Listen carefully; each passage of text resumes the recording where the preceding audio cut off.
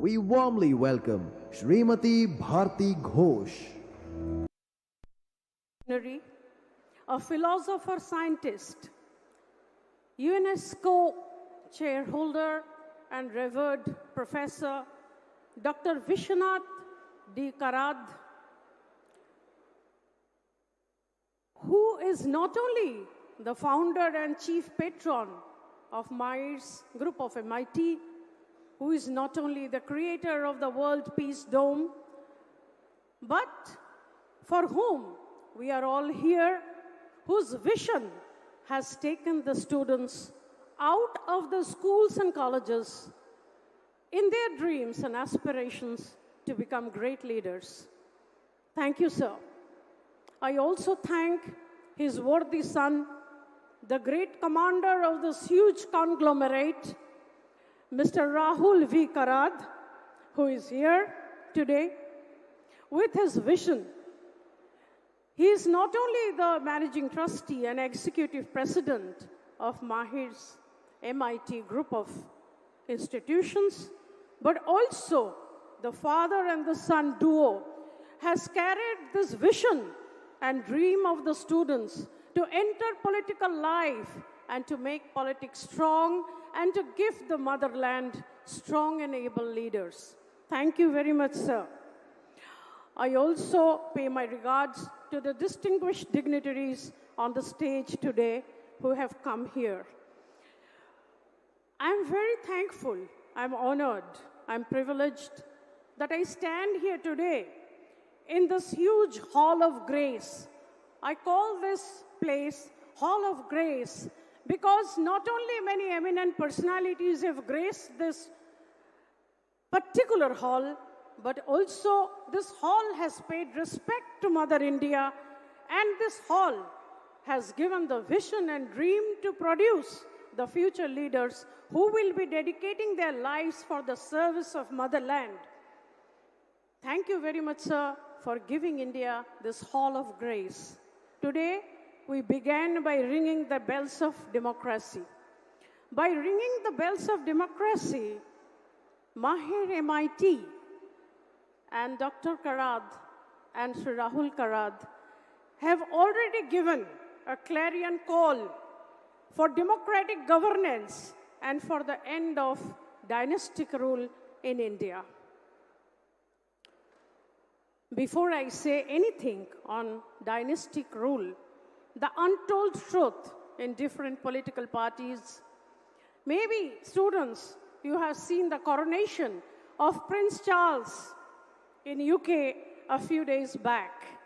In his coronation, it was openly declared that we, the citizens of London and others, proclaim and publish with one voice and with the consent of the heart and the thumb, our lawful and rightful Lord, our King, the head of the Commonwealth and the defender of our faith, to reign over us, I underline, to reign over us, to who we do give our faith and allegiance with humble affection.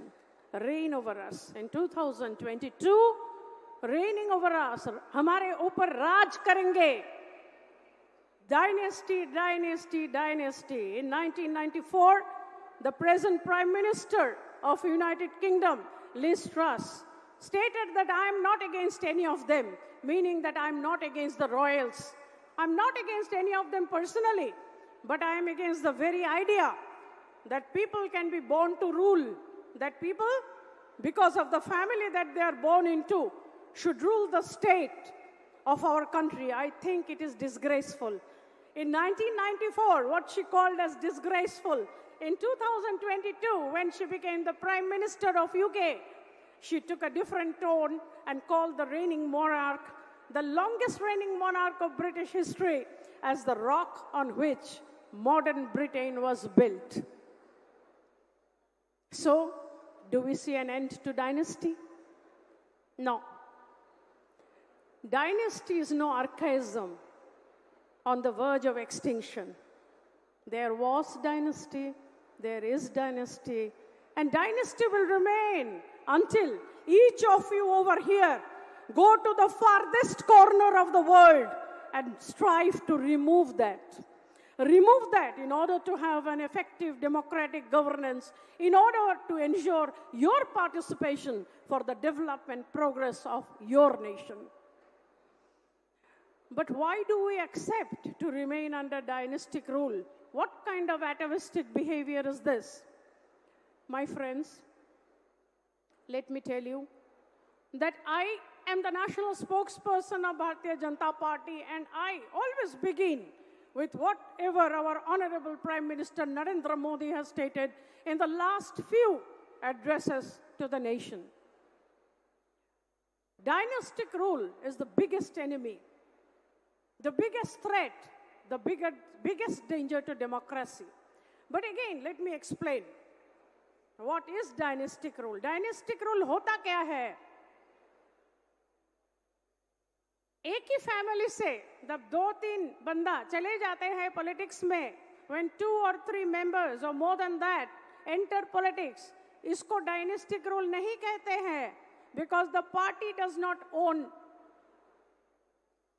Actually, the party is not owned by the dynasty, and the dynasty or the family does not own the party. Existence of the party is not equal to the existence of the family. लेकिन जब ऐसा होता है कि one party is formed in such a way or taken over by a family, that party is equal to family, family is equal to party, and the family takes all the important decisions. Who gets what position and everything. विरासत का जब बरसात होता है, then we say dynastic rule. आपको मैं पूछना चाहती हूँ, I don't like one way speaking, I want interaction. आपको मैं पूछना चाहती हूँ, ये डायनेस्टिक रूल डेमोक्रेटिक गवर्नेंस के लिए, डेवलपमेंट के लिए अच्छा है क्या? जोर से बोलिए ना, अच्छा नहीं है. क्यों नहीं अच्छा है? Because when the dynastic rule takes place, परिवारवादी राजनीति होता है, तब होता क्या है? The परिवार becomes the priority of the party. The security of the परिवार becomes the priority of the party. तो क्या होता है? देश बचे न बचे, परिवार को बचना चाहिए. बेटा जैसे भी हो, अध्यक्ष तो बनना चाहिए. Then what happens? People like you, students like you, young men and women of talent and merit, whenever they want to come to politics, they are stopped. Because the ultimate casualty of dynastic rule is talent and merit. Whoever is the family, wherever the family reigns, they think that getting a ticket in politics is their ancestral right. And the legitimacy of the candidate is authenticated by the very birth of the candidate. ये होना चाहिए कि नहीं? होना चाहिए dynastic rule? नहीं होना चाहिए, नहीं होना चाहिए. क्योंकि when in politics there is erosion of talent, then development and progress of the country suffers. The road of development can only open, road to development can only open when you end dynastic rule from the political sky of India. Remember what Modi ji has said in his national address to the nation. Nation is now ready. Nation is now ready to fight for mukti, freedom from parivarvadi rajniti and from the culture of parivarvad. This is not only our sankalp, this is not only our determination, this is our andolon, our protest to establish democratic governance and parliamentary democracy in India. And we will go to every corner of India to remove dynastic rule. You have seen what happens in Jammu Kashmir. 2 political dynasties reigning over there. No other person outside the family getting even a pinch of governance, a share of the government. Look at Punjab, look at Haryana, look at Uttar Pradesh, look at Uttarakhand, look at Jharkhand, look at Tamil Nadu, look at Telangana's KCR governor. The KCR government, beta mantri, beti mantri, damad mantri, virasat ka barsat. Why is this happening? Why is this happening? My previous speaker, Shivraj Patil ji, has said a very important thing. Vote buying. पैसा देके vote खरीदते हैं. Patronage politics. What is patronage politics? It is one of the institutional factors, a structural factor which has facilitated dynastic rule in India. Patron-client relationship is apparent in today's politics. The relation between a state legislature and the electorate has become such that the electorate votes for the legislative person after getting funds. So patronage politics or vote buying or patronage-based party structures and clientelistic relationships are the basis of dynastic politics today, which are directly linked to the loyalty to a powerful political family. इसके बाद और क्या है? Absence of ideology, abandonment of political ideology. कौन सा ideology से dynastic family चलता है? परिवार प्रेम, परिवार प्रेम. हम जो बात कर रहा है यहाँ खड़ा होके वो राष्ट्रवाद के बात कर रहा है, राष्ट्र प्रेम का बात कर रहा है, nationalist views and ideas के बात कर रहा है. When a party goes by राष्ट्रवादी चिंताधारा, राष्ट्रवादी चेतनाबोध, राष्ट्रवाद, then we can fight against परिवारवाद. So in the absence of ideology, with the abandonment of party ideology, the family becomes the guiding force around which the political party sustains itself, thus weakening the democratic party structure. ऐसा होता है, ऐसा सोचते हैं कि the very existence of the party is due to the presence of the dynasty, due to the presence of the family. परिवार है तो पार्टी है. वर्कर्स लॉयल्टी क्यों है? क्योंकि डायनेस्ट है, फैमिली है. So the very existence of the party is owed to the existence of the dynasty, and this fundamental weakness contributes to dynastic rule. इसके बाद और भी एक कारण है, शिवराज पाटिल जी यहाँ बोल के गए हैं, caste. Caste, natural societal affinity to family lineage and caste. बहुत खतरनाक चीज है. Family based continuity in occupation, family based continuity in profession, family based continuity in politics. दादू चला गया तो बाप, बाप चला गया तो बेटा, बेटा चला गया तो और एक बेटा. ऐसा कैसे होगा? ऐसा कैसे होगा? How will this take place? Huh? You should read Andre Betel. Sociologist Andre Betel has said that the deep-rooted loyalty for family, deep-rooted loyalty for kinship, deep-rooted loyalty for community overrides the constitutional sanctity, overrides the sanctity of constitutional governments by prioritizing family name over merit in politics.